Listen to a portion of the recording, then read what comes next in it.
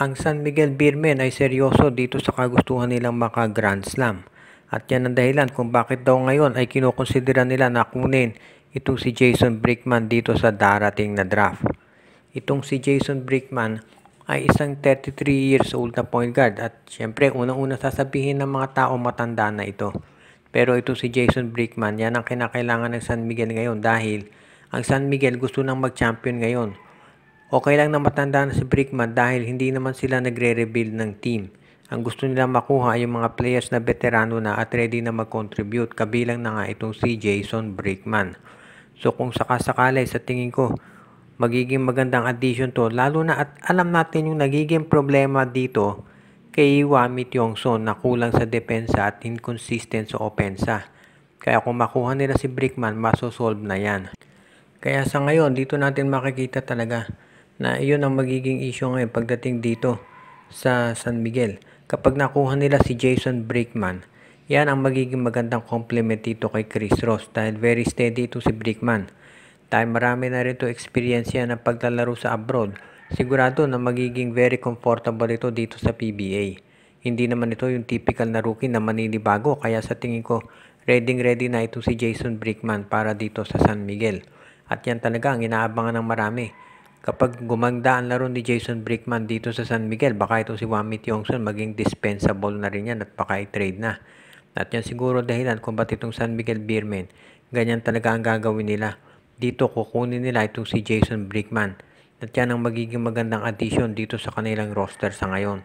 Kaya hindi na ako magugulat kung ito si Brickman talaga ay kunin ng San Miguel. At yan ang magiging isa doon sa mga key components para sila makamit itong Grand Slam na gustong makuha ni Junmar Fajardo. Sa ngayon, ang ito namang isa pang team na nagre-ready raw ay itong Converge Fiberxers. Alam natin ang Converge ngayon ay marami daw pagbabago na mangyayari. Baka daw pati yung coach nila ay palitan na. Kung ano man yan, ang importante dito kung Converge, ma-resolve mo yung maraming issues. Unang-una na dyan, itong kay Mikey Williams kung ano bang gagawin talaga nila. Kung pipirma ba ito ng kontrata o hindi.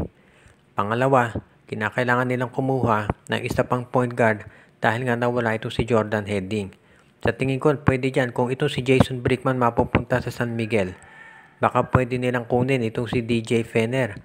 O kaya maraming mga ibang point guards na sasali naman dito sa PBA ngayon draft. Marami naman yan palagi every year.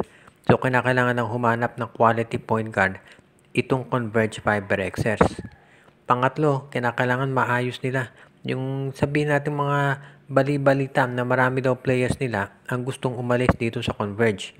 Kapag naayos nila yan, sigurado na mas gaganda ang takbo ditong kanilang lineup. At syempre, yung balita na mapapalitan na raw itong si Franco Atienza. Hindi pa natin natitiyak kung si Ariel Vanguardia o si Delta Pineda papalit. Pero ang maliwanag dito, mukhang magkakaroon daw ng coaching change at hindi na ako magtataka talaga kung yan ay mangyari. Marami pa rin ang nanghihinayang ba't itong si Charles Chu daw ay pinakawalan nila. Pero marami na naman na nagsasabi na wala ding choice itong Converge Fiberxers dahil itong si Charles Chu naman ay alam nating hawak yan ng strong group athletics at itong strong group ang balita ay baka sila naman ay magbubuo ng sarili nilang PBA team. Kaya nga baka walang choice talaga itong Converge nung pakawalan nila itong si Charles Chu. Anyway, tapos na yan. So, ang Converge ngayon marami mga plano at sana maging okay yan para naman lumakas din ang independent team.